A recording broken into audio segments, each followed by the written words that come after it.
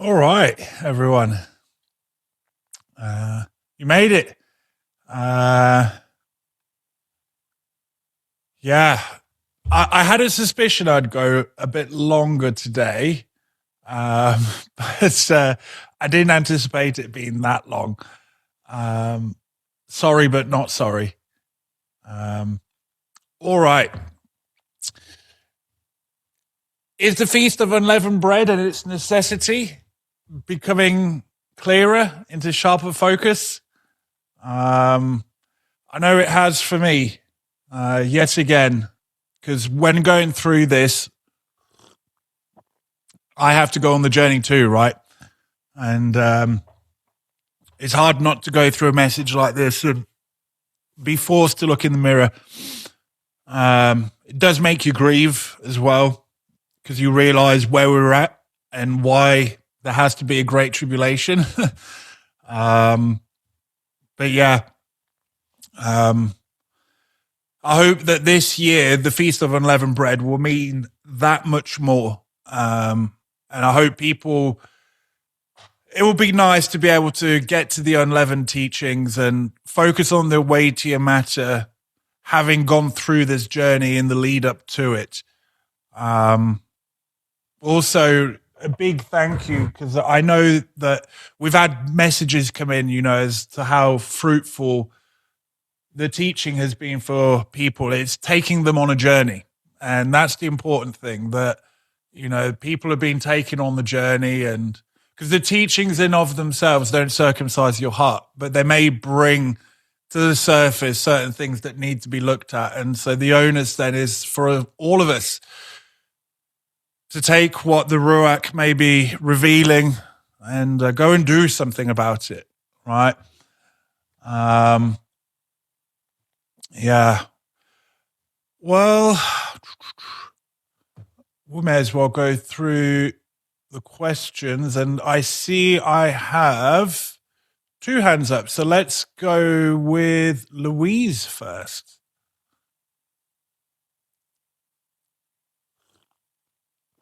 You should be able to unmute yourself there, Louise.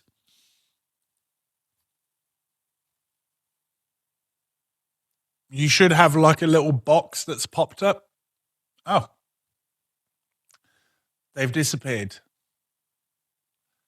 Well, in that case, we'll go with Laurie. And if Louise makes it back in, and we'll take her question second. You should be able to unmute there, Laurie. I got it. Can you hear me? Loud and clear. Okay. Well, I think I really understand what you've been saying about, I do understand about how you can't truly know someone and be open with them and bare your heart if you don't trust them. And I've learned, I have people around me. I have my trusted one or two, and those on the outer, and so on. One, I can be completely myself, and they can see all the dirt and help me, with the heart circumcision, and I can trust their criticism, their correction, and their pointing out of, you're not thinking quite right on that. And we help each other a lot with that. And then there's those that I couldn't even think to bear myself in front of because I don't trust them. Mm. But you made the statement, you can't love anyone who you can't trust. And I think I know what you're driving at there, but all I could think of was there's a lot of preaching about the 1 Corinthians 13 kind of love.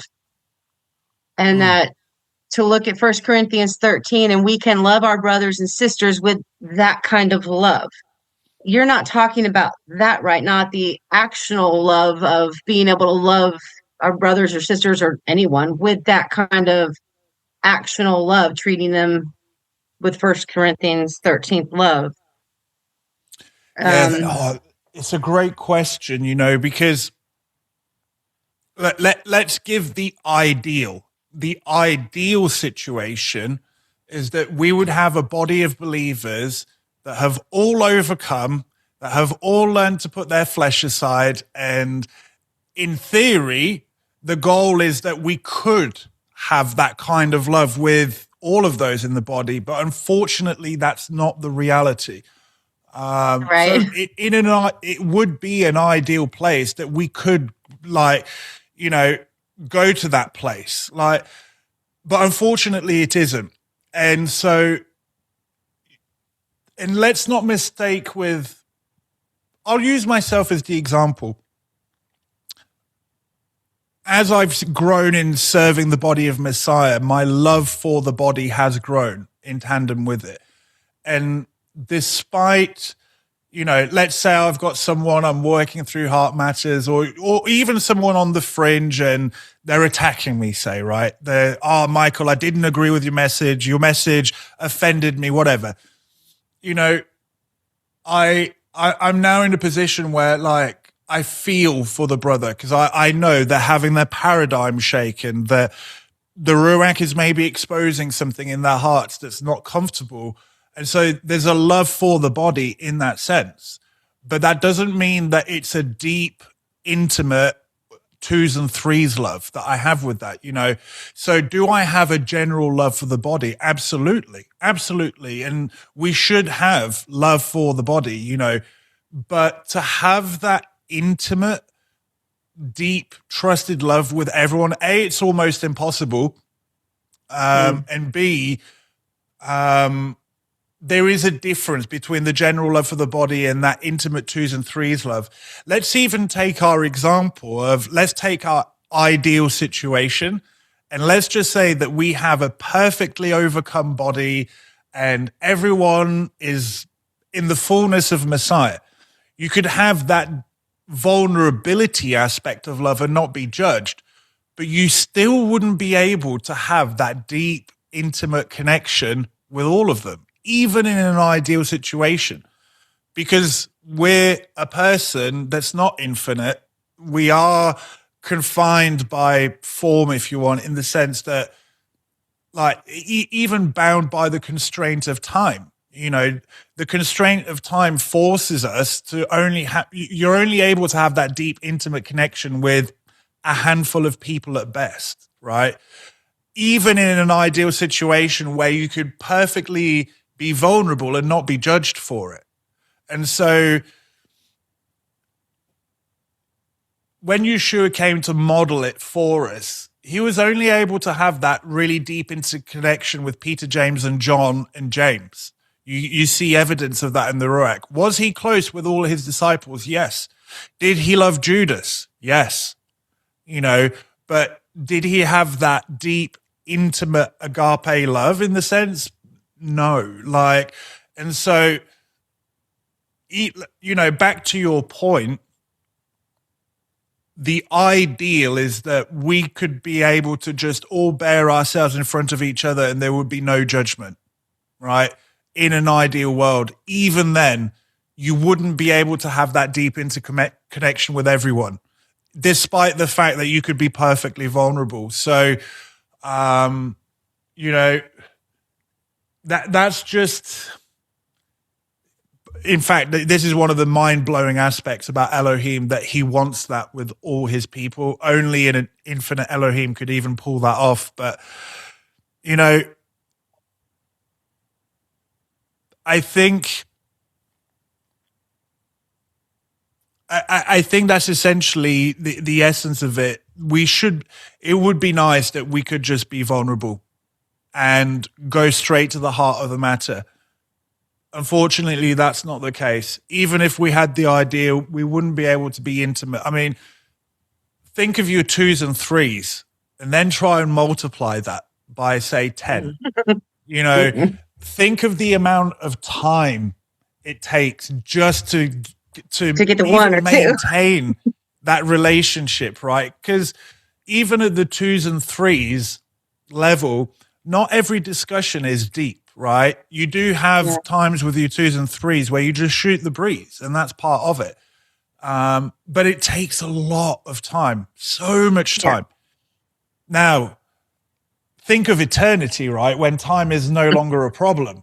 That's, you know, now we get into maybe some of the weightier matters. But anyway, back to your point, Laurie, like, let's not confuse the love for the body in a general sense versus deep, intimate connection. that is limited, unfortunately, or fortunately, depending on how you look at it.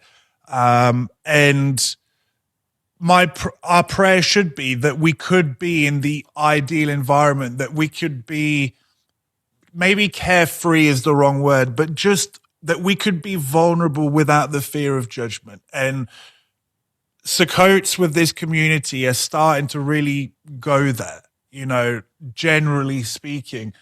But that doesn't mean I can be intimate with everyone at Sukkot. And generally speaking, from my experience, it's at that deep, intimate level that the greatest work is done. That's where you can really have matters of the heart that expose the breaking of the covenant really come out. That's where the ugly stuff can be dealt with in a safe manner, in one that actually brings about fruit. I don't know if that helps. It does. I was just, I guess when you said the statement, we can't love someone you can't trust. I'm like, well, I don't trust this one and that one, but I'm trying to love them. So it just popped in my head. And that makes sense, because I have gone to a place with a certain person where I've come to love them in the body sense, because I know they're going through a struggle. They're in a place where they've got some unlovable things about them, but I no longer judge those things. I just know they're on a journey. I'm not in a place with them yet that I can help them with that. So I have my distance and I don't trust, but I can love them from afar in that sense. But I don't have that deep connection with them. So. Yeah. And so I think, that's what the Apostle Paul was kind of getting at in 1 Corinthians 13. Like, yes, there should be that general love where we can all learn to bear with each other. This would bring up even things like meat in the markets. Hey, guys, some of you are over here, some of you are over there. Be mindful of each other. With these issues that you could consider the outside of the tomb, be mindful of each other. You're at different stages in your journey, but to then try and have intimacy with all of that, I mean, it's tiring just thinking about it. And so that's where one of the statements I made in the teaching was, who is it that you're really truly fellowshipping with at that level? Choose that wisely. Test it. Yes. In fact, this could spill over into marriage. Like, do you really know who you're marrying? Like, do you actually really know them? Because many people jump into a marriage, and the discernment they use to marry that person are external factors. They never actually got to the heart. And then marriage forces heart issues to come out because it's the most intimate form of discipleship. And all of a sudden people act all surprised, right, when all this ugliness comes out. And so, be wise as to who you go to the intimate place with. Look, even our King is doing that. Like, he wants it with as many people as possible. The call goes out to everyone, but not everyone was found worthy. And so even our King demonstrates, I love you all. I died for you all. I shed my blood for everyone, that whomsoever should believe in, right? But I can't be intimate with that which I cannot trust. He's literally saying that, hence why we're in this time. I'm getting into next week's teaching, actually, or the next couple, but even our King is learning to trust who he can be intimate with, hence why he can say of some, I know them, and others, he says, I don't know you. That makes perfect sense. That helped me figure out the wording of it in my own mind to separate the two and everything. Thank you. No, brilliant question, Laurie. Brilliant question. And this is the thing, unfortunately, we like to live in idealisms, in an ideal world, and then we try to operate by that principle. But quite often, the ideal and the actual reality of it don't always marry up. But great question. Great question. Oh boy, okay, I best be sat down comfortably because I'm about to be floored. Samuel. Shabbat shalom, elder. Shabbat shalom, brother. Wonderful teaching as always. I expected nothing less from you or from Elder Curtis. But I wanna offer some pushback, and I want to get your thoughts on this. When it comes to this walk, and it comes to the covenant relationship and our place in the body of Messiah, I hear you when you say in terms of being careful with whom we trust. But when I'm reading scripture, when I'm reading in the Brit, what we call the Old Testament, and when I read the Brit Kadashah, what we call the New Testament, what I see is that even though there may be a level of intimacy that develops, even within family, blood family, you're always going to be in a place where you have to be vulnerable. And within that place, there's always an opportunity for betrayal. So when you look at the story of Joseph and how he was betrayed by his brothers and sold into slavery eventually, and they left him for dead, essentially. And even talking of our Messiah, and this is something that was pointed out to me that blew my mind. He entrusted Judas Iscariot with the power to cast out devils and to heal the sick when he sent out his 12 and the 70. He was amongst those that was, you don't give that kind of power to someone who you don't entrust with something, and then Judas turns around and betray him. And then finally, I look in the book of the Acts of the Apostles, and I look in the letters of Paul and the letters of John, where we see clearly with Paul how he dealt with betrayal, and basically left to be executed in a Roman prison. And notwithstanding that, he still found in his heart the ability to forgive. Even with a couple of brothers, where he had to turn them over to Hasatan, it was still a thing where it was done with resignation. But that intimacy was there. And irrespective of that intimacy, betrayal still happens. So I guess my thing or my question would be, yeah, you want to be able to trust, but at what level does the intimacy that's required for this walk open us up to betrayal, and how does that play a role in our walk in covenant and in fidelity to the Father and the Son? Oh boy, your question goes to the weightier matter of where I want to go through with the teaching, but let's start at the foundation and then build up to the weightier, so to speak. You mentioned the Apostle Paul. We read of Demas. I don't know if you know who Demas is, but I did a teaching on this guy. I think the teaching was called "Where Will You Draw the Line?" I think it was that on the Olive Branch, but go do a word search on Demas, Demas. And initially, you see, when you're able to put Paul's letters in chronological order, you see that Demas was actually serving alongside Paul. And it's not until you get to Timothy's letters, which are at the end of his life, that you read that Demas left Paul. It says that he left for to pursue riches and gain of this world.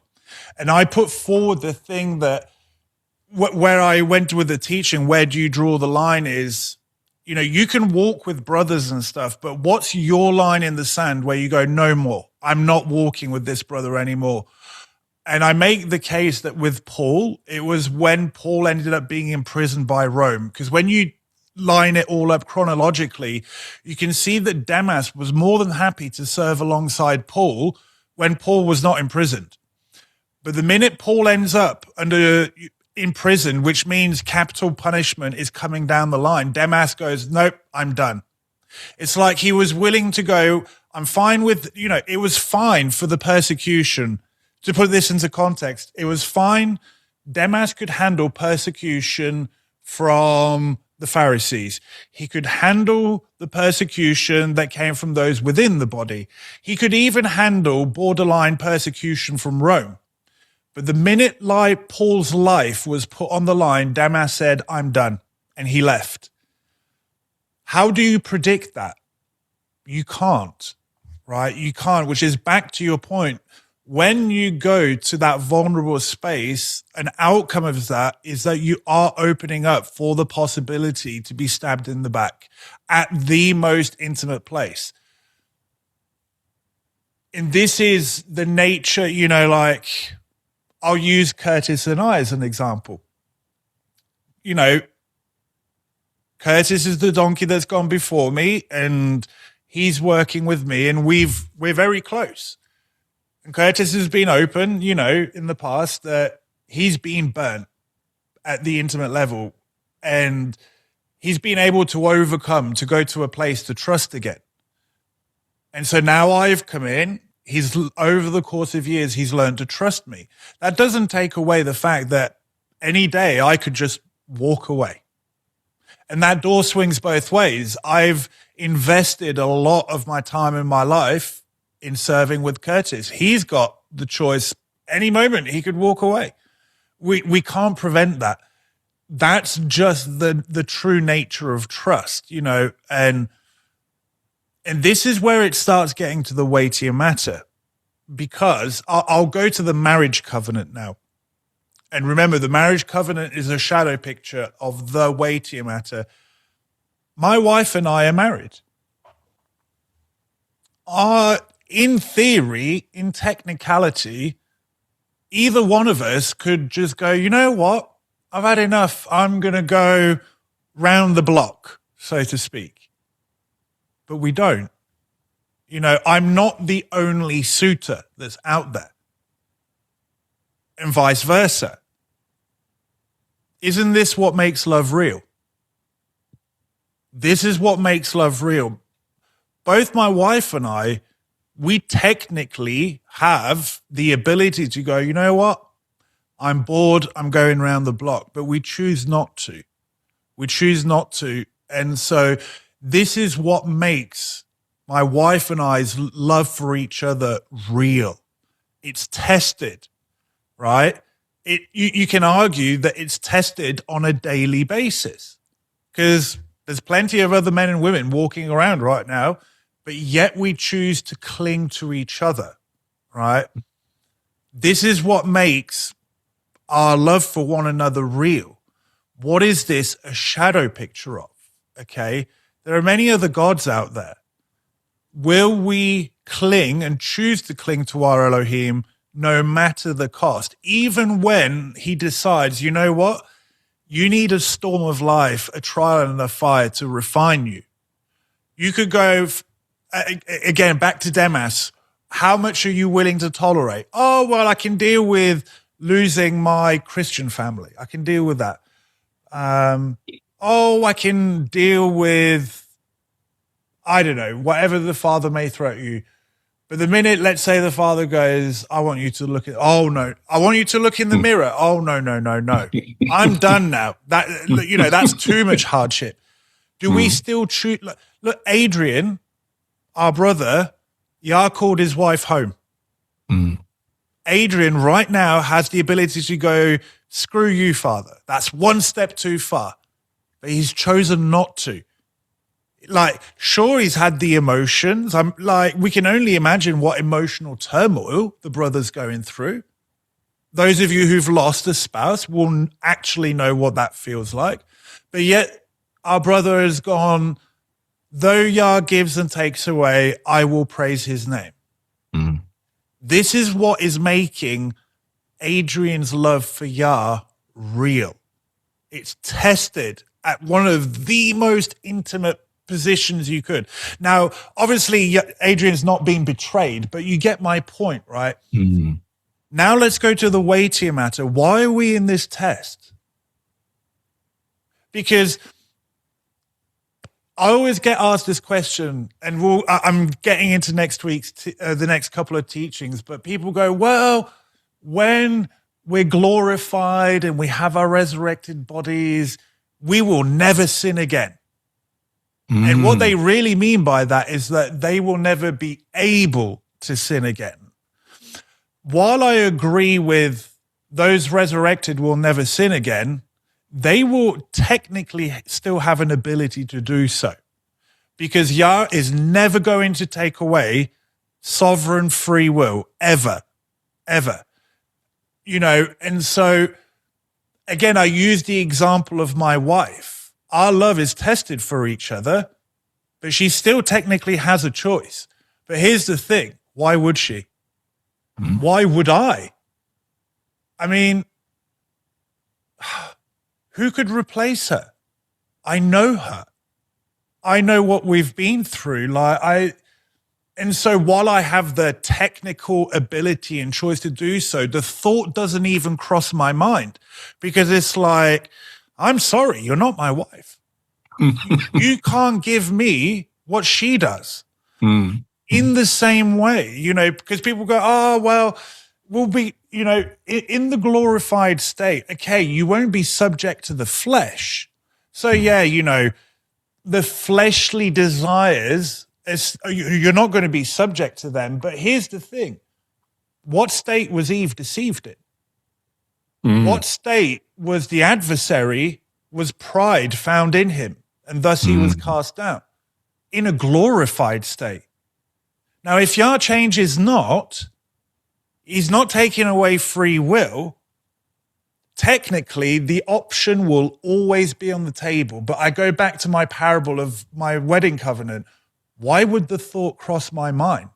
We've been through way too much for me to just throw that away for a moment of passion. Like, it seems ridiculous. In the same way, in the glorified state, and so this beckons, why would Elohim go through this time domain? What is he really testing? Because there's going to be an eternity with a bride, and that card will always be on the table. If not, love is not real. He wants love to be real. But how can he ensure and entrust eternity to a bride that will not stab him in the back, even in the glorified state? Because again, let's remember, the glorified state, pride can still be found in you and consume you. We have record of it. What is he entrusting to his bride? This gets even into things like, what actually really happened, before creation. And so this is the catch-22, if you want to call it, of true biblical love. It opens up the door for betrayal. End of. You cannot have true free will biblical love without the possibility of betrayal. And so why would Yah go to such great lengths to test the heart? Because this gets into the thing of, again, the next coming teachings, like, why is Yah wanting us to go through the heart circumcision now when, according to religious leaven, God is going to wave his magic wand and poof, you'll be a new creation and you'll never want to sin ever again? What's the point of this then? It literally makes no sense. Why is he going to such great lengths? Why is he allowing his bride to suffer the way she is now? Like, this is a huge price to pay to bring about his will and desire, one that he was willing to pay first, right? Even down to coming in himself and taking ownership for his desire. And so why does the test have to be so extreme? I reckon you've given us the answer by your question, Samuel, because when you have true biblical free will love, an outcome of that is that there is always the option on the table to go and take matters into your own hands and go to something or someone else. Like, for love to be real, you have to give the option for another suitor. Why does Yah allow the adversarial position? Why does he allow Mystery Babylon? I want to know, who will you pick? And if you can do that from a fallen state, how much more so in a glorified state when you don't have the struggles of the flesh attached to it, right? Because in the fallen state, not only do we have to contend with pride and all its things there, but we also have the fleshly fallen state to contend with, okay? In the glorified state, you only have pride to deal with. We see it with Eve. We see it with the adversary especially, right? Eve was led astray by her desires. She saw the fruit, that it was desirable to the eyes, desirable for food, and desirable to make one wise. And when you pick up in James, it says that how are we led astray? By our own desires. And when that conceives and takes root, the sin is born. And when it manifests, it brings forth death. In the glorified state, you've only got the pride aspect and the desire aspect to deal with. If you can be trusted in a state where not only do you have that to deal with, but also the fallen state, and you can still have fidelity in that state, how much more can you be trusted in the glorified state? And could he now then entrust eternity to a bride, despite the fact that with true love, there's always the card on the table to be stabbed in the back? And Brother so Michael, go ahead, I'm sorry.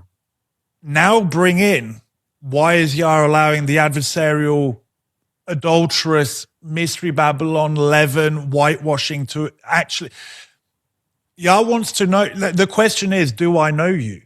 Hence the title of today's teaching. Do I really know you? Because you praise me with your lips. You're nice to me. You invite me for a meal after Shabbat service. Yeah, we hang out in the week. Yeah, we do. But do I know you? Do I really know you? Like, because who was it that the disciples were being hunted by? Right, those within. And so your question, Samuel, actually hits on the very point of the series and the weightiest matter of them all, and even the reason for the time domain. I want to thank you for sharing that, Brother Michael. It's edifying. This past week has been a really rough week for me.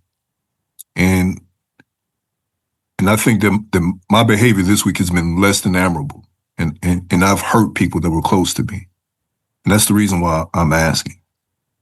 I think about our Messiah, and you know, I see two different responses and two different outcomes from a very deep betrayal. So the one from Judas Iscariot, and we can say that it was driven by mammon, but I'm not sure about that. I don't think the 30 pieces of silver was what really drove that. It was just, you know, some type of external validation or payment for the betrayal. But there was something deeper at the root of that. I can't speak to what it was, but I sense it. And then you even have Simon Peter, who betrayed because he denied Messiah. He denied him and thought that his emunah was unshakable. And still, when it came to that critical test, he did. And the only difference between the two is that Judas ended up hanging himself and ending his journey at that point once he realized the gravity of what he did. And Peter took a different tack, where even though he knew that he betrayed Messiah with his denial of him, he was able to come back from that and end up being a wonderful witness. So thank you for providing that insight, Elder. It's a lot to be considered. I got some fences to mend, and I appreciate your wisdom as always. Shabbat shalom. Oh, Shabbat shalom. You know, with the Peter and Judas thing, You know, you said you sensed there was something deeper. You sensed correctly. I personally believe it was Levin that was driving the thing. You got to realize that at that time, they were waiting for the conquering lion of the tribe of Judah, right? You see it throughout the Gospels. Is this now the time the kingdom will come into place? Because they're thinking, the Messiah's here. He gets to kick Rome's butts, and we're the disciples of the Messiah. We're going to be sat at the table with the Romans beneath our feet. And then when that kind of thinking comes in, Yeshua's like, oh, by the way, guys, I have to go and be crucified. You know, the most shameful death at the hand of Rome and, spurred on by Judah. But I've made the case that Judas especially, he would have been like, well, if that leaven is plaguing him, he's waiting for the conquering lion. You can actually see where the battleground of his mind would have taken him in that, well, if he's truly the Messiah according to my leaven, well then, if me exposing this man works, then he wasn't the Messiah. And then I've done my people a favor. You can actually see how that would take hold. You know, if this man is truly the Messiah and he's going to kick Rome's butts, it doesn't matter what I do. If anything, I'm proving him. And you can see how that would go. Now, we see that Judas realized the error of his ways. And like he said, Samuel, he took matters into his own hands and topped himself. You know, with Peter, Yeshua said to him, Peter, the adversary has asked to sift you as wheat. And I have prayed for you that your faith remains. And once you've repented, go help your brothers. He didn't pray for Peter's trial to be taken away. In fact, you can argue he was like Elihu to Job. I wish that Job be tested to the very end to bring about what needs to be done. And that's what Yeshua was doing with Peter. He says, when you repent, but how could Yeshua know that about Peter? Because he didn't cheat. How could Yeshua know, Peter, A, you're going to deny me, but B, I know you're going to make it. Therefore, I'm counting on you that once you repent, go to your brothers and help them. How could he know that without cheating? The answer is intimacy. He knew him. He knew him so well that it was like, Peter, I know what you know when, to give a very basic example, like you go and do something for someone knowing how they're going to react and you just enjoy like the reaction, right? But imagine that on steroids on a spiritual level, how did Yeshua know that Judas would take matters into his own hands? He didn't cheat. He knew what was in Judas. And not only that, he knew Judas at the personality soul level enough to be able to know. He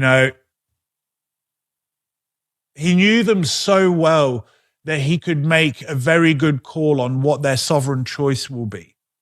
Like when I'm dealing with people in discipleship,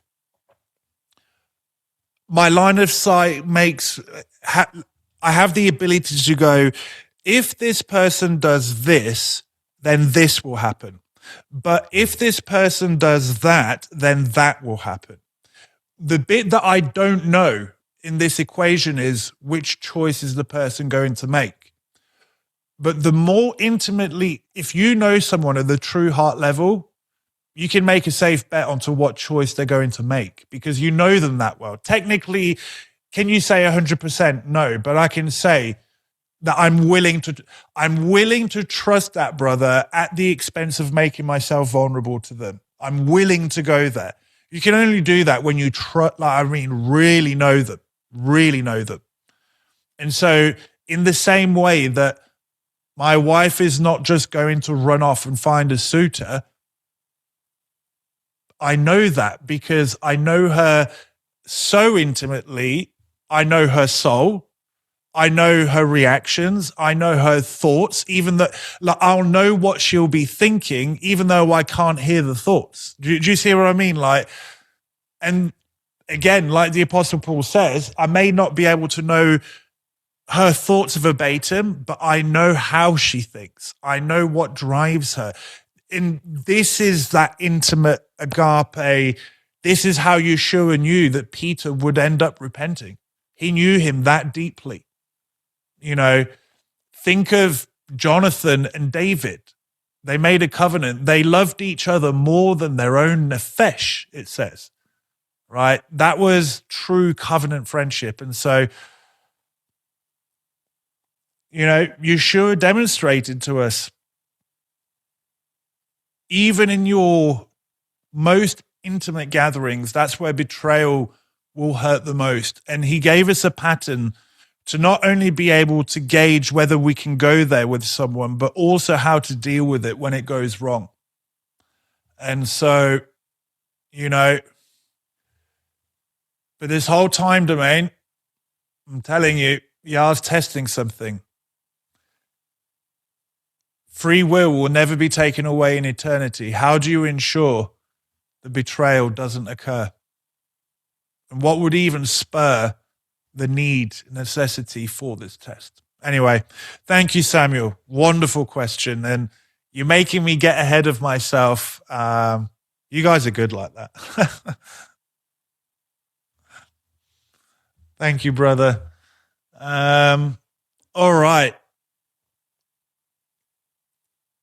Caitlin, you snuck in there, took the last available slot. You should be able to unmute yourself there, Caitlin.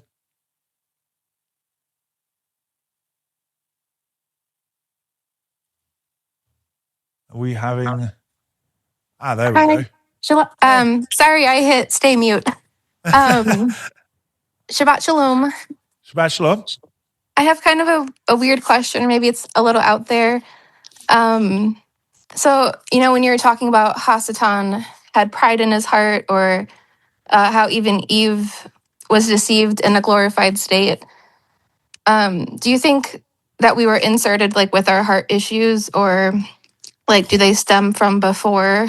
And then even when you were talking about, you know your wife so intimately, you know, her emotions, or, you know, what drives her. When we had this, I think scripture talks about how we maybe had intimacy with Yah from before. So then even my thoughts have gone to like, did he know us so well? What would drive us? How we would react to things, to even how we were inserted? Like, I can kind of struggle with just things that I've experienced and, you know, what it brings out. So I don't know if there's any thoughts on that. Well, there's some casual surface level conversation. You know, as Curtis and I say, there's a lot of things that are not said in scripture. And as he likes to say, they're conspicuous by their absence. I do believe that there's enough in scripture to maybe not tell us exactly what, how, why, when, but there's enough there for us to get the point. And so your question of were we plugged in with our heart issues? I mean, can I say yes, no, either way? I have to go, I don't know. But we are who we are, right? We are who we are. I think it's a wonderful question to ask. The fact that our hearts need to be tested means there's something there that needs to be tested. Where it came from, we shall wait and see. But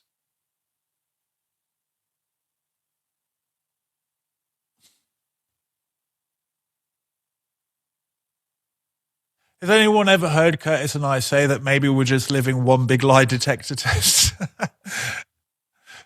Oh, you love me, do you? Let's see. Oh, you love me? Let's see.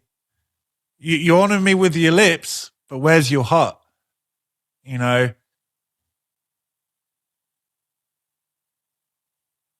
I'll use my wife and I again as an example.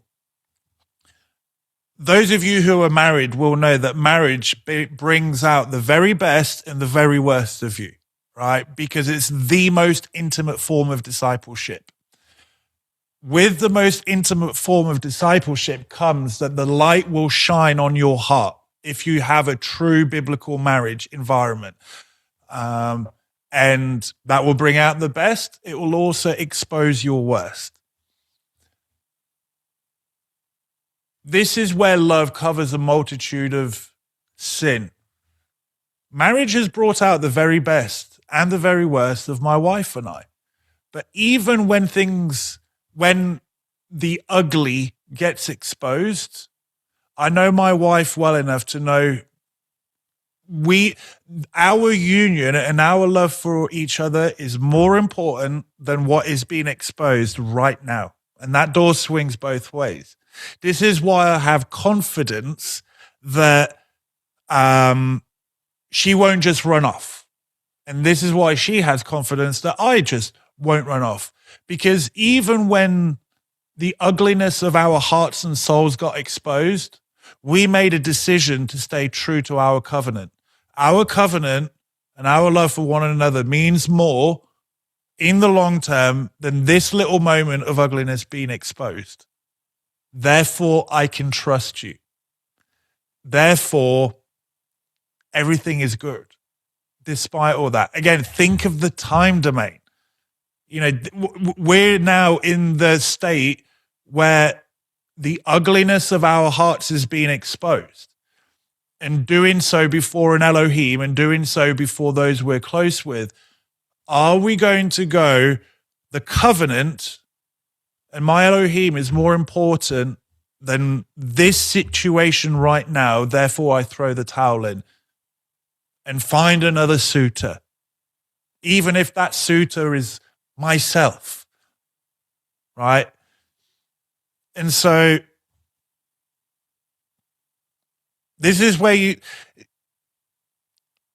his ways and the deep biblical truths, even down to some of the more mysterious, eternal stuff, at its core is very simple, but it's very deep. And what you're asking, Caitlin, is a question that probes the depths, okay? And so, but at its core, it's very simple. Right now we're living this test. What will we choose, though we're subject to a state worse than what we were before? Because here's the thing, if we can be trusted now, you can bet your bottom dollar that we can be trustworthy in the age to come.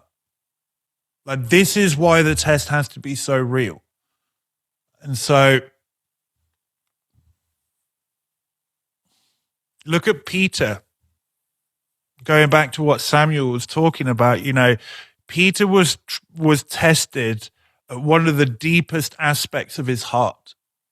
The Apostle Paul, formerly allowed for the stoning of Stephen. And then look at where he came. Do you think they're now trustworthy? Why are they trustworthy? Because of overcoming. And so they allowed their hearts to be exposed, and they repented and they overcame.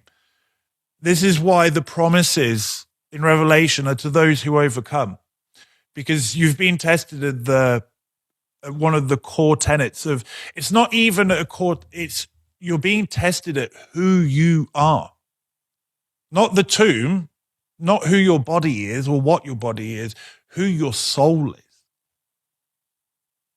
If your soul can be found trustworthy whilst it's housed in a fallen vessel, how much more can your soul be trusted when it's housed in a glorified body? And then who knows what eternity is like? That we actually don't know, and so, but I do think, Caitlin, that this is why I say what I say. If you want to understand the deepest aspects and even the mysteries of our faith, just look at the shadow pictures given to you right in front of our faces. Parenthood, having marriage, body dynamics. Those three shadow pictures will tell us, and then the word, all of those three shadow pictures on the foundation of the word, everything is right there. Everything is right there. So I don't know. I appreciate your question. I really do. Clearly, you're thinking deeply. But I will close that question with this statement. And this is something I had to learn the hard way. It's good to think about these deep things. I think, Yah wants us to. Those that hunger and thirst for truth, for righteousness. But let's not have our heads so far up in the clouds that we're of no good use here on earth. I had to learn this the hard way. I really did. As Paul would say, if I were to know the mysteries of the universe and I have not love, it's all for nothing.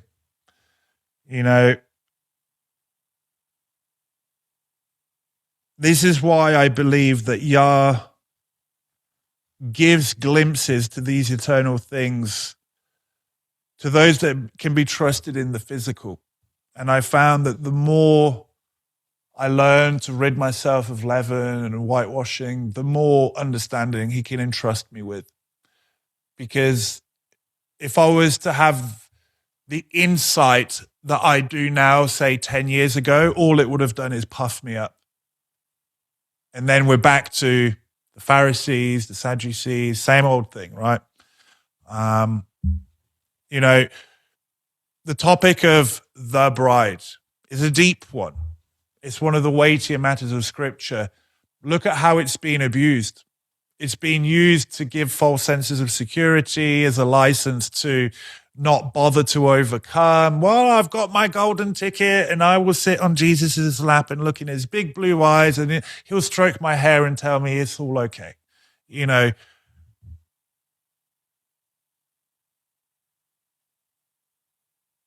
Anyway, fireside chat status, like it. I hope that helps, Caitlin. I just say keep pressing in on that. But we're all here for a reason. And unleavened bread is here for a reason. Oh, man, I love this community. I do. You guys ask such good questions. It's how the mouth speaks from the overflow of the heart. I've said to people, you can know a lot about someone and what goes on inside their hearts by the questions they ask. And these types of questions give me a very good insight as to what's going on in your hearts and in your journeys. And it brings me joy. And I'll go out on a limb and say, I think it brings the Father joy that we actually do care. We do care. And we're willing to even put ourselves on the line to find that out. But I think this is what this whole test is about. Do you care? Do I know you? Do I really know you? How can I trust you? We'll find out. Enter in this test. Oh, I promise, moving forward for the series, now that we've done the uncomfortable stuff, shall we say, now we can start looking at some of the deeper things, because ultimately this will go as to why the test. I mean, we've kind of gone through it a bit in this Q&A, but we'll flesh it out a bit. Why the need to overcome? Why this test? What is he looking for? I'll leave you with this question, because I said we'd go to the renewed covenant ultimately with this series, and that's where we're headed. You know how in the renewed covenant it says one of the outcomes of that is that he will circumcise our hearts? When does that happen? Because everyone assumes, again, God waves the big magic wand, heart circumcised. When does that actually happen? Anyway.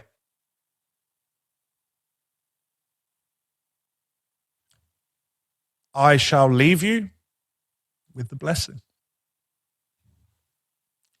Yah will bless you, and he will guard you. Yah will shine his countenance upon you and be gracious to you. Yah will turn his countenance towards you, and he will grant you shalom. Everyone, be blessed. Keep at it. Our King's got it in hand. And yeah, I look forward to seeing you all next week.